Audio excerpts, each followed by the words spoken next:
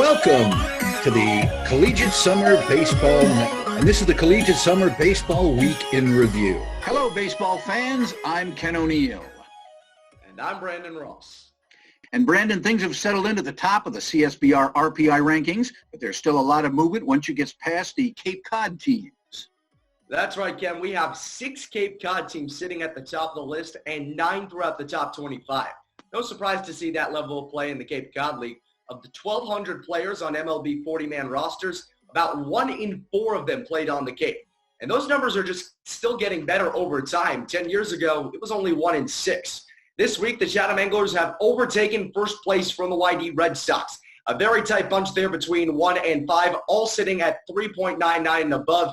Wareham Gateman at 3, Katuitt Kettleers at 4, the Orleans Firebirds with the 3.99 RPI ranking at 5, and then a little bit behind are the Falmouth Commodores sitting at 6. Interestingly, there was only one newbie this week, the Lima Locos at 20. There were 2 teams returning to the list, the Heldsburg Prune Packers of the California Collegiate League at number 11, and the Cape Burn Braves at number 24.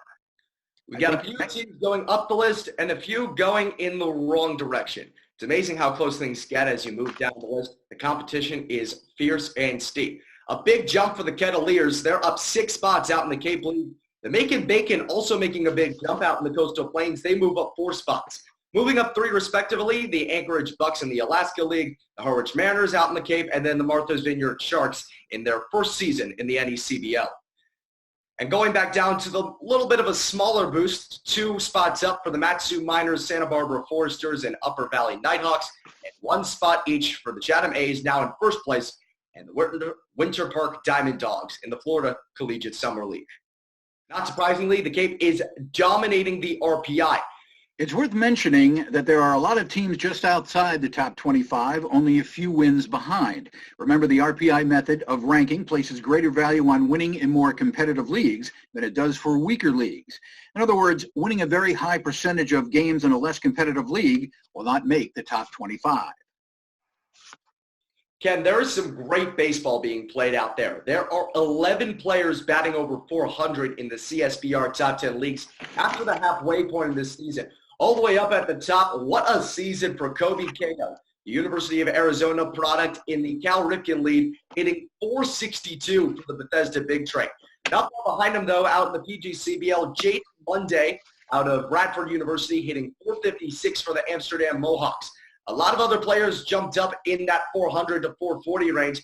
A few notable ones, Caleb Upshaw, Cole Frederick, and Matthew Koperniak out in the NECBL, hitting .407, .408, and .417. A couple Northwoods players up there as well, with Matt Botcher hitting .403 and JT Schwartz hitting .407. And a couple of pitchers that nobody seems to be able to hit. The Cape's Wareham Gateman has struck out 28 and only walked 3 in his 25.2 innings pitched. Ian has faced 90 batters and only allowed 13 hits. The University of Missouri at Columbia Junior has a whip of .634. That's .634. In the Northwest League, Oakland University freshman Andrew Hoffman is 6-0 of the Traverse City Pittsbitters, has allowed 156 batters he has faced to slash only a 144 average, 256, and 163 on his way to an .068 ERA, .068. Time to go hopscotching around the leagues for news. Ken, what happened last week in the Northeast?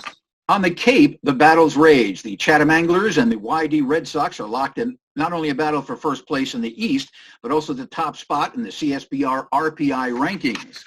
Over in the West, the Wareham Gatemen have a little breathing room over the Katuitt. The Perfect Game League, the Amsterdam Mohawks have won 7 of their last 10 to open up a 3-game lead in the East Division over the always tough Mohawk Valley Diamond Dogs. The surging Utica Blue Sox are on an 8-game win streak and have caught and passed the slumping Geneva Red Wings in the West Division. No small reason for the Blue Sox success is Ray Pacella, 3-0, whose leading ERA is 0.54. He's shut down opponents time and again. The Stony Point native has held up only a .254 average over his 33 1/3 innings pitched. The Rockland Community College southpaw sophomore has struck out 27 and walked 11. In the New England League, the 5 teams are within 2 games of leading Pittsfield Suns, 20-15, and the North Shore Navigators, 22-17. The Bristol Blues and the Worcester Bravehearts are both 1.5 games behind, while the Broxton Rocks remain in contention at 2 games back. On the island, the Riverhead Tomcats, who barely missed this week's top 25, have been on a roll, winning 8 of their last 10 games and tying 1. Close on their heels are the West Hampton Aviators. The Tomcats are led by Jason Coles, a Fordham sophomore outfielder. He's hitting .403 with 3 dingers and 17 RBIs, and right-handed ace Brian Hendry from St. John's, who's 3-1 with a 1.80 ERA. Now over to Brandon for coverage of the Mid-Atlantic and Southeast regions.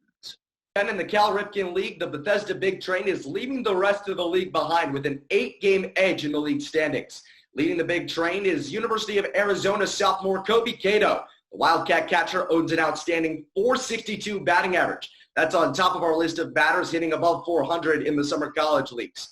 Kobe Cato can also fly on the base paths as he's stolen 23 bags this season. Special shout out to the Ripken collegiate baseball players who spent this past Saturday collecting 3.8 tons of food for the Manna Food Center for the Montgomery County Neighbors in Need. This was the most food collected in the 10th annual Cal Ripken Collegiate Baseball League's Feed the Hungry Challenge, which has collected over 40 tons of food in the past decade. The Valley League Strasburg Express is dueling with the Woodstock River Bandits for the lead in the North Division. Only 1 game separates the two, with the Express currently out on top, and there's a good gap between the River Bandits and the rest of the league as well. 3.5 games between the River Bandits and the 3rd place Newmarket Rebels. In the South Division, the Waynesboro Generals have won 7 of their last 10 games to open a 2.5 game gap over the Charlottesville Tom Sox. Another big gap there too. Tom Sox a full 4 games in front of the 3rd place Covington Lumberjacks. Now back to Ken for the Midwest region.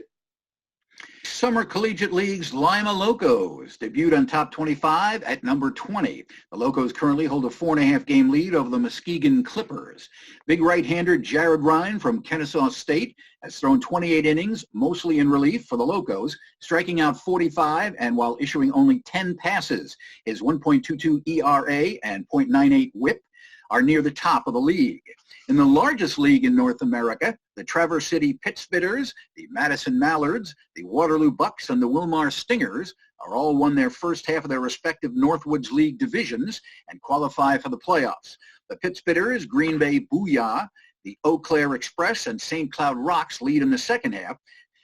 The Expedition League is another league that splits the season into halves. The Western Nebraska Pioneers won the first half in the Clark Division, and the Badlands Big Sticks won the Lewis. The Pioneers are ahead in the second half with a 2.5 game lead over the Fremont Moo, while the Souris Valley Sabre Dogs lead the Pierre Trappers by 3.5 in the Lewis. Sabre Dog Bradley Spooner leads all pitchers with a 0.93 ERA. Wesley of the Spearfish Sasquatch tops all hitters. The Central Methodist outfielder has a slash line of .404, 528, and .777, driving in 27 runs and going yard 8 times. The Dansville Dans have cooled off, splitting their last 10 games, but still managed to hold a 2-game lead over the Chillicothe Paints and the Prospect League's East Division. Meanwhile, in the West, the DuPage Pistol Shrimp, playing 8-2 ball in their last 10 games, are closing on the division leader Cape Catfish. The Shrimp are now only 3.5 games back.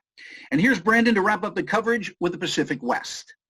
Out in the Pacific West, some gaps are starting to build in the West Coast League division races. The Victoria Harbor Cats hold a 5-game edge in the North Division. Corvallis Knights are ahead by 4.5 in the South. WCL alum and former Cowlitz Black Bears pitcher Shane Bieber made history last Tuesday night. The current Cleveland Indian became the first West Coast League alum to be selected as the MVP of the Major League Baseball All-Star Game.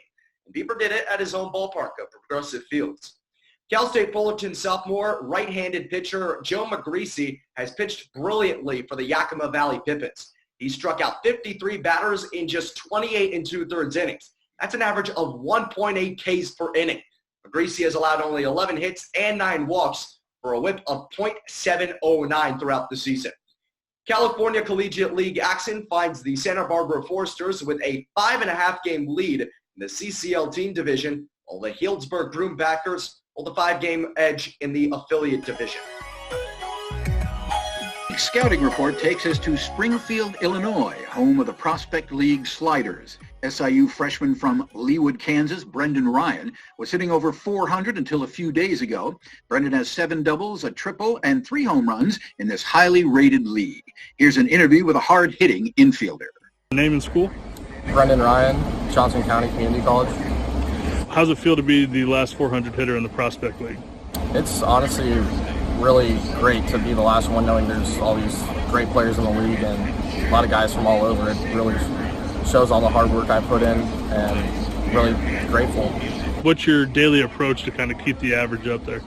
Daily approach is just really working up the middle in BP, getting right before the game, working the opposite field, and then really letting the barrel just be in the zone for a long time. And because of that approach, is that what you can credit your 21-game hit streak to? Yeah, I definitely would say just, keeping the barrel in the zone the longest time possible has just really helped me get some hits, that really just beating through the infield and scrapping some through. That's definitely what's keeping it going. Is it a power approach, a contact approach, or something in between? I'd say it's a mix of both, definitely. I mean, I definitely hit some balls in the gaps, but there's times when I get down to 2 strikes and I'm definitely just trying to put a ball in play and use my speed to get on base. Now about the Prospect League, I'm sure there's some tougher pitchers that you're facing. Who kind of is the toughest you've seen? There's definitely some guys from the lower slot that are lefties, and being a lefty hitter, it's definitely tough. And there's a lot of guys on Cape. I think there's 2 of them that have definitely been some tough people to battle. And what do you have to do against those type of guys? Those guys, I definitely got to see a ball towards the inner half, especially if they're lefty. You throw them from the lower slot because the ball's going to cross through the middle of the plate, and it almost looks like it's coming straight at you. Now, about the Prospect League, what did kind of say is the thing you've learned the most about yourself and the league? I've definitely learned how to play every day and really just get in a routine and procedure before the game and stay true to it and be consistent with it, because that's really, I believe, what's given me the most success has been my consistent approach to the game and routine. What's kind of the most fun thing about the league and about the Sliders? Most fun thing, I think, is just being with the players just all the time. It seems like you just pick up with the conversation you had the last night when you got off on the bus, and you just pick it up the next day, and it seems like you never even left them. Appreciate it. Keep up the good work. Thank you.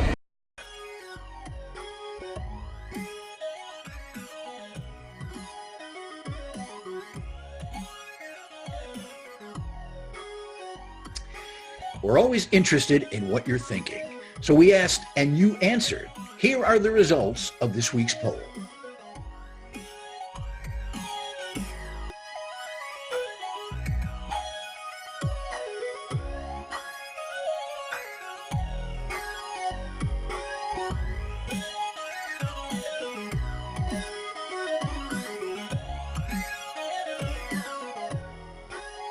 Well, that's our show for this week. Thanks for watching, and don't forget to like and subscribe. For Brendan Ross, I'm Ken O'Neill.